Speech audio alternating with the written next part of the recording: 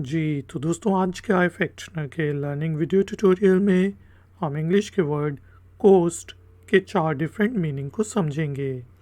हम देखेंगे कि कोस्ट को हम नाउन के तौर पर कैसे यूज़ करते हैं और एज अ वर्ब इसको कैसे यूज़ किया जा सकता है। इस पर्पज़ के लिए हम इंग्लिश में डिफरेंट सेंटेंसेस बनाएंगे और उनकी ट्रांसलेशन को समझेंगे। ट्यूटोरियल कंसंट्रेशन से देखें क्योंकि फिर है एक एक्सरसाइज। तो शुरू करते हैं जी अपना आज का iFactioner का लर्निंग वीडियो ट्यूटोरियल।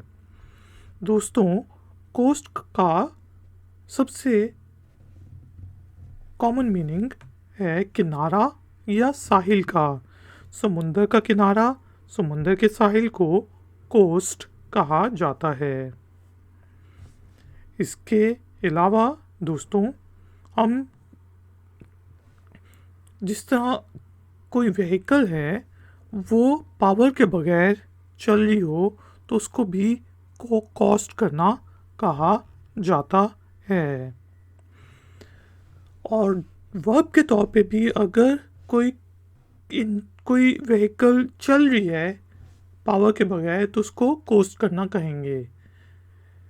इसके साथ साथ अगर कोई शिप समुद्र के साहिल के आसपास घूम रही हो तो उसको भी कोस्ट करना कहते हैं। जब हम वर्ड कोस्ट को यूज़ करते हुए इंग्लिश में डिफरेंट सेंटेंसेस बनाते हैं, जिस तरह पहला सेंटेंस है द कोस्ट इज़ क्लियर, यानी कि आगे से रास्ता साफ है। ये एक मुहावरा है जिसको हम यूज़ करते हैं कि भाई अब आप आगे जा सकते हो, because the coast is clear. इसी तरह हम कॉस्ट को वर्ब के तौर पे यूज़ करते हुए कह सकते हैं the ship costed along the shores after its engine died down। कि भाई जब शिप का इंजन ख़राब हो गया तो वो साहिल के इर्द गिर्द बगैर इंजन के तैरती रही। The ship costed along the shores after its engine died down।